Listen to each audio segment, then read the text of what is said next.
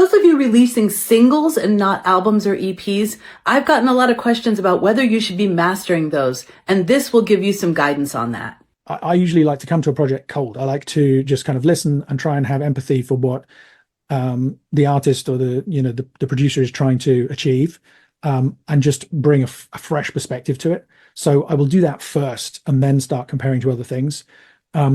If somebody tells me this is going to be the first one and there's going to be an album to follow, then I always say to them, okay, so I will do what I think is right for this song right now.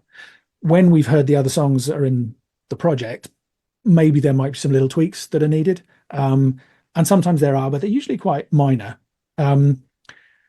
Because I have an idea in my head. Actually, that's not strictly true. I don't always have an idea in my head of how I want things to sound, but I always have an idea of what I don't want things to sound like.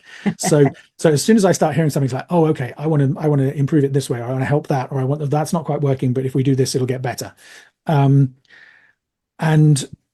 usually when I've finished up with that, then is when I might go to. I mean, sometimes people come to me with reference tracks, so they say that I want to sound like Taylor Swift or Metallica or whoever it is, and then you can say, okay, well, so based on what I know about those artists, that tells me this about how they want this to turn out.